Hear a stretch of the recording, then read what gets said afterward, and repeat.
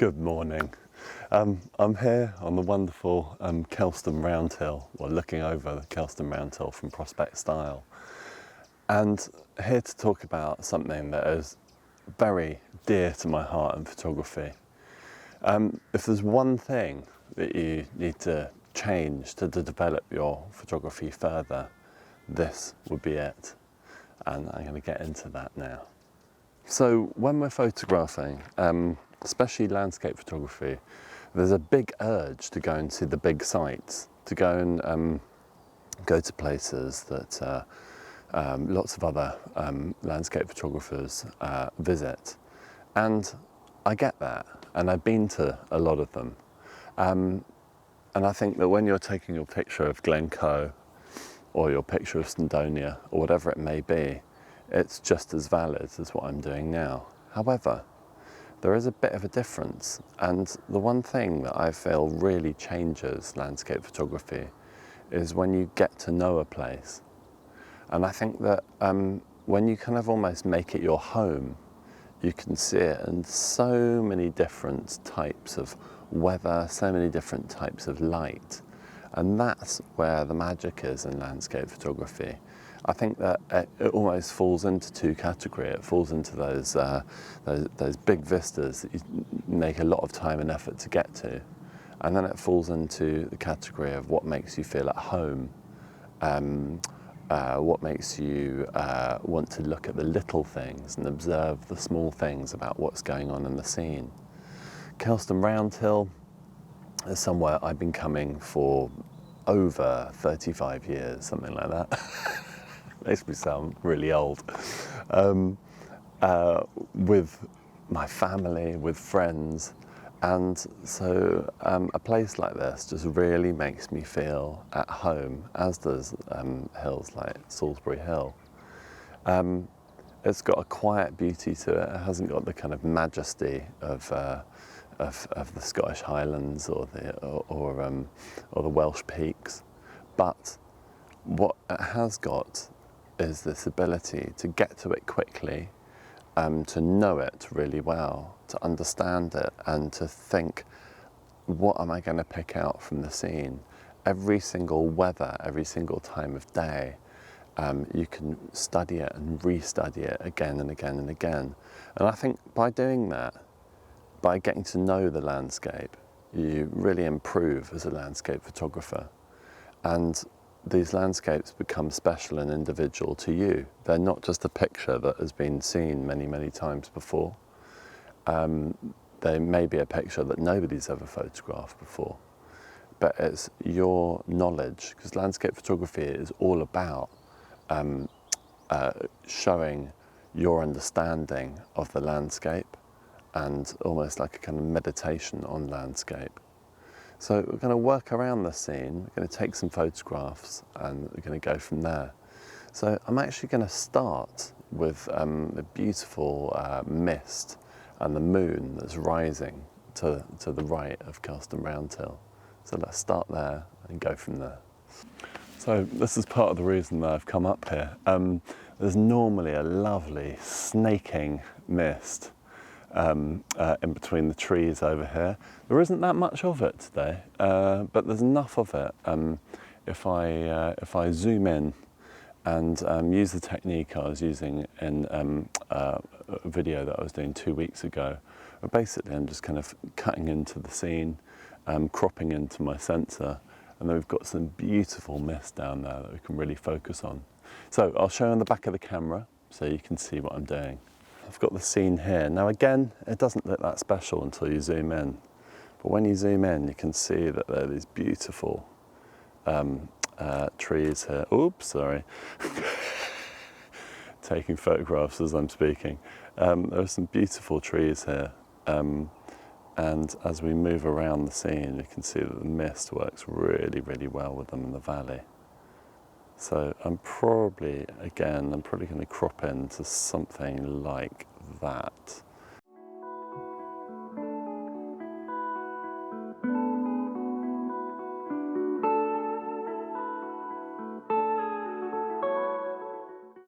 Right, so in terms of Kelston itself and the Round Hill, it's a beautiful sight, and as we wait for the sun to come across and just come out of the clouds, which I think it will pretty soon, I just wanted to tell you about this. So I've been up here many times, and one time I had a really brilliant encounter, and there's a woman that was coming up here to go into the enclave of trees at the top, and she said, this place is very special to me.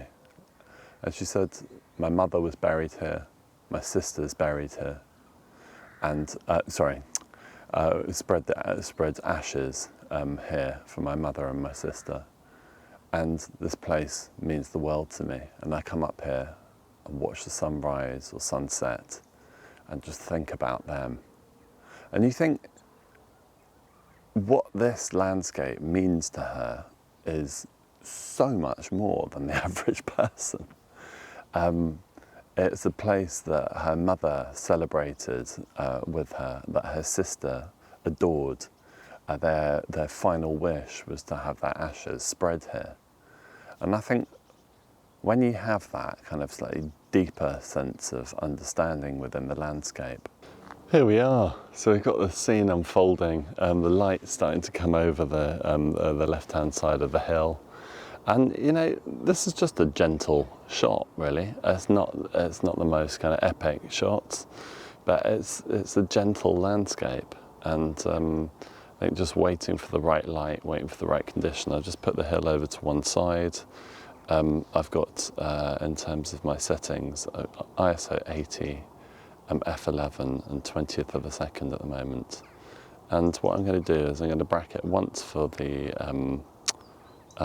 ground, and then I really want to get some of the detail in the sky. There isn't much of a sky this morning, but if I take that down a couple of stops, I should be able to get a little bit more texture and detail.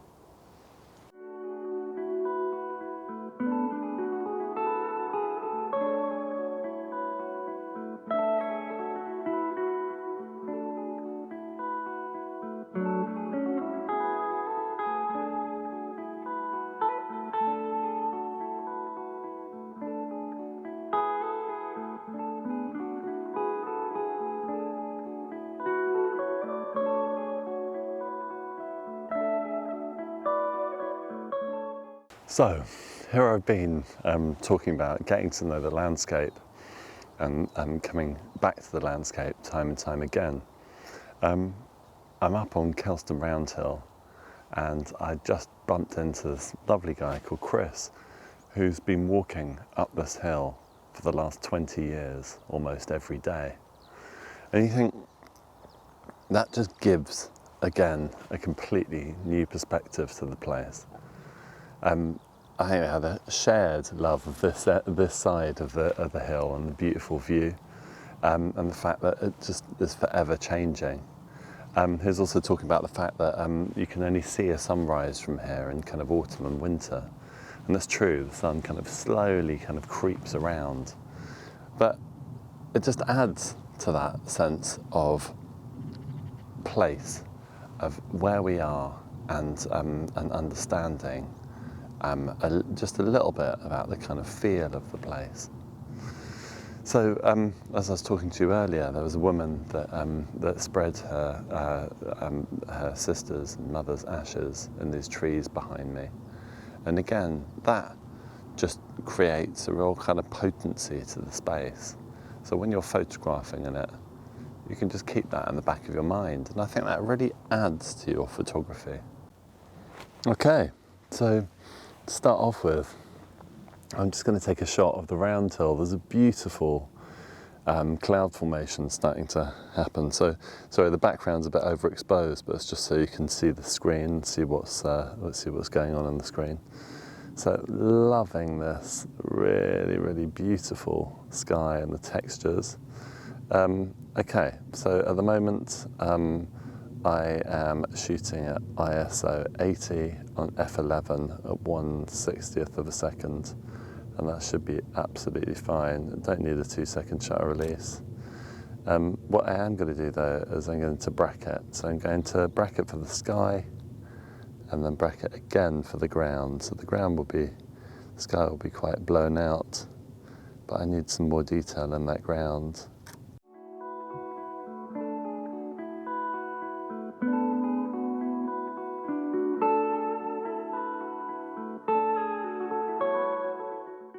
So, getting to know your local environment is really important, and I believe that that's where the real kind of landscape photography from the heart comes from, because you're seeing it in lots of different seasons and times of day and places. I think today it hasn't been a kind of particularly stunning day weather-wise, but that's not the point. It's just being here and seeing this space, and also having the opportunity to meet people that have walked here for so many years, and it means so much to them. So please like and subscribe, and I'll see you on the next video. Bye for now.